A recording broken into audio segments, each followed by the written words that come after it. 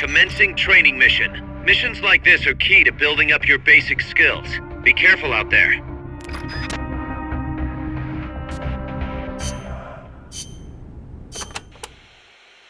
We've already taken care of the enemy soldiers in there. It should be deserted. All you need to do is focus on hitting those targets. It's geared toward long-range target practice. You should think about bringing something like a sniper rifle. Then again, nothing's stopping you from giving it a shot with a handgun either.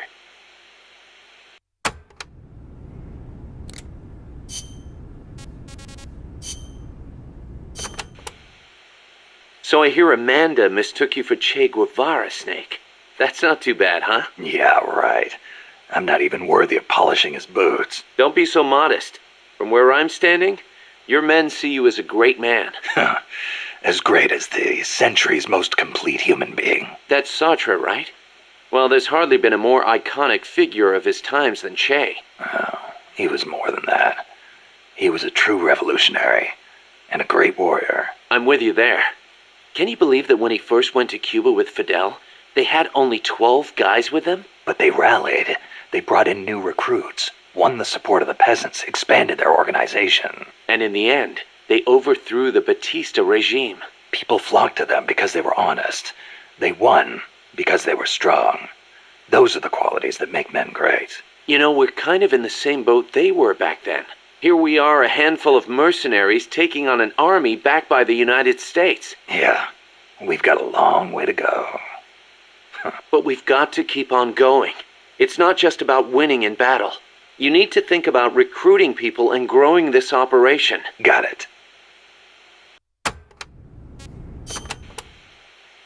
Boss, did you ever read Che Guevara's book, Guerrilla Warfare? I can't remember if I got to that one or not. You should have. That's why I lent it to you. A lot of the guerrilla tactics it covers apply to sneaking missions too. Che was one of the first people to articulate the theory of guerrilla warfare. T.E. Lawrence of Arabia, was another one. And Mao Zedong and his On Protracted War. Theory aside, Nicaragua's General Sandino was one of the first to put guerrilla tactics into practice, which explains why the Sandinistas named themselves after him. If you think about it, guerrilla warfare itself has been around since ancient times. There's only so many ways a small group can upset a large army. There was a samurai in Japan who excelled in guerrilla warfare. No kidding. Tsunoki Masashige. He was a warrior who lived in the medieval era. He used unconventional tactics to help overthrow the Kamakura shogunate. Like what? Trojan horse-style maneuvers and decoys to confuse the enemy. The best one was when the enemy was climbing the castle walls. He dumped boiling water and human excrement on them.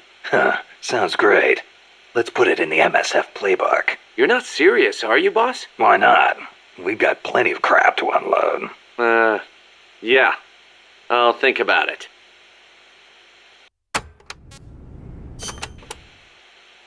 The year the Cuban Revolution was won, Che visited Japan as a member of an economic delegation. While he was there, he visited Hiroshima. Hiroshima? Since he was there to discuss economic issues, Hiroshima wasn't part of the original itinerary. Some said the Ministry of Foreign Affairs didn't want to let him go, but he went anyway. He snuck out of his hotel and took an overnight train. Traveling guerrilla style. Sounds like Che, all right. He visited the Peace Memorial Museum and the Atomic Bomb Survivors Hospital. Apparently it gave him quite a shock. As a doctor, it must have been painful for him to see how the victims suffered. Nukes destroy everything. He was quoted as saying, "They put you through this, and still you do whatever America says." Those words really hit me hard, especially when I think of my mom. He said something else, too. Let us all love Hiroshima and its people. I can believe it. Che never managed to numb himself to other people's pain. That's why people loved him. And why he died.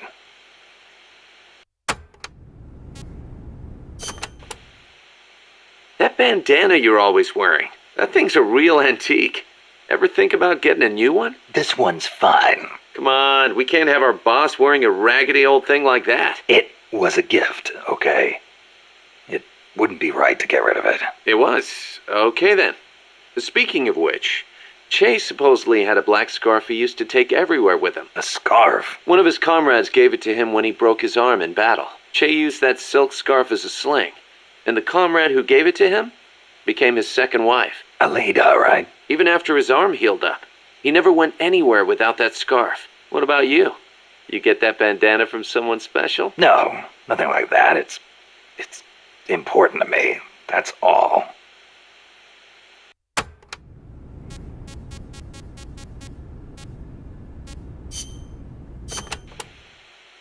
Amanda and her crew tell me they've managed to identify several different categories of mercenaries employed by the CIA. Give me a rundown. Sounds like info I could use. No problem. I'll go through them in order.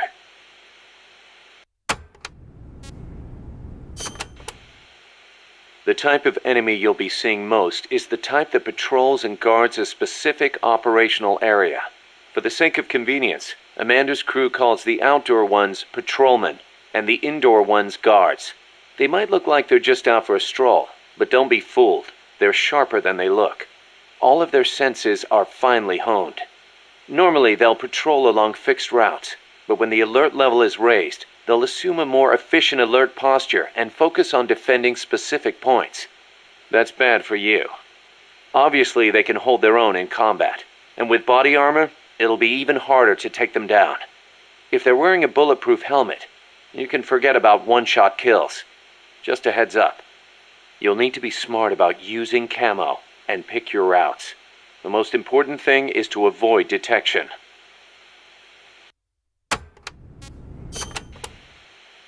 When the enemy spots you and goes on alert, they may call in a backup strike team. These assault teams are heavily armed, well-trained, and highly dangerous. Amanda's crew calls them commandos. Unlike the patrolmen, these guys will actively, relentlessly track and hunt you down like hounds. Hounds to hunt a former foxhound. Bring it on. They won't give up easily even if they lose sight of you. They'll clear out any likely hiding places they come across. So don't get too comfy in one spot, or you might get caught again. Keep your eyes fixed on them and what they're doing. Also, be aware that commando gear includes body armor, so don't think you can deal with them by going in guns blazing. All I've got to do is find an exposed weak point, and... Exactly.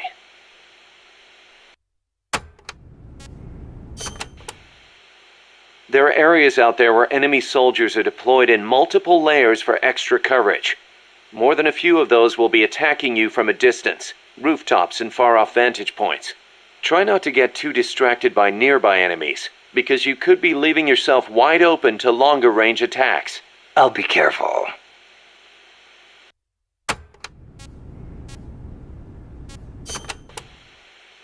Enemy tanks, armored vehicles, and attack choppers are always accompanied by a combat squad. The soldiers aren't particularly tough on their own. What makes them formidable is how well they work together as a team. As if you didn't have enough to worry about with a machine.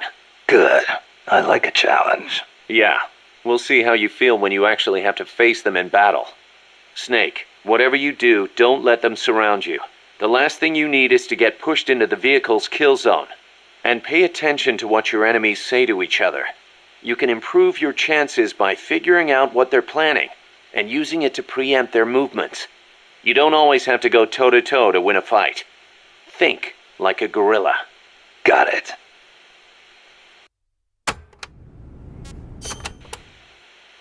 We know there are variations in the kinds of gear patrolmen and commandos wear, especially the body armor.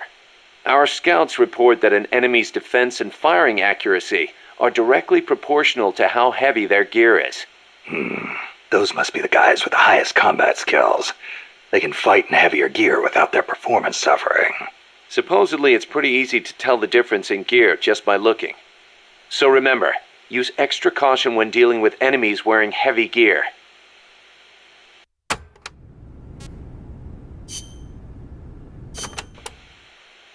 Enemies will try to fight you from different distances, based on the weapon they've got equipped.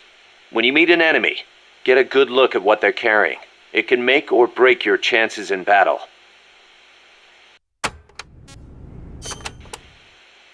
Enemies carrying handguns and shotguns will try and get in close. That makes them dangerous, but at the same time, easier to hit. Keep your wits about you, and you can turn a threat into an opportunity. Enemies carrying assault rifles and machine guns will usually fire at you from farther away. Use whatever cover you can find, then return fire with a few well-placed shots of your own.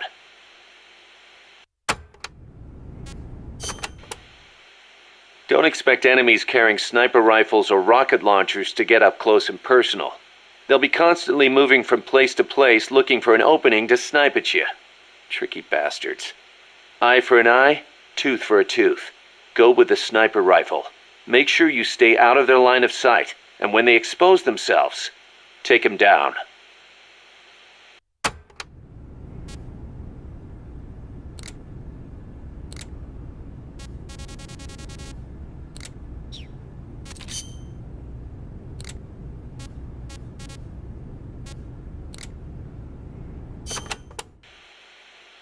The river running through here is Rio del Jade.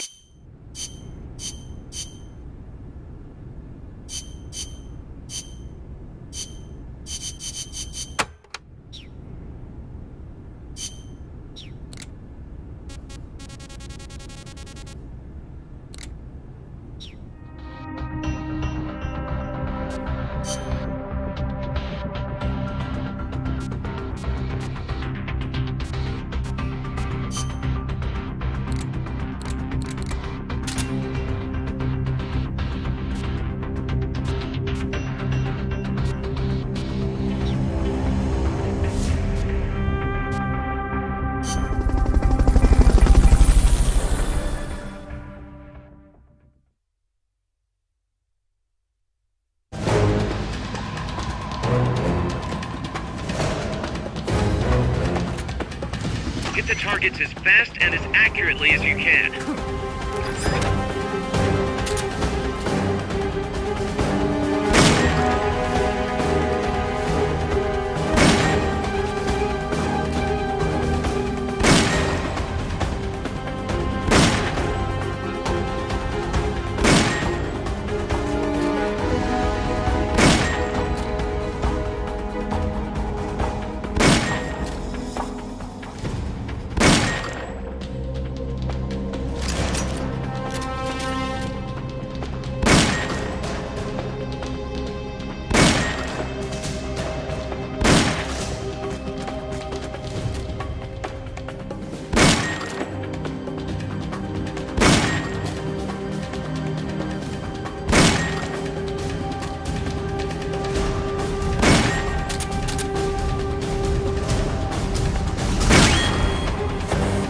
Head for the recovery zone.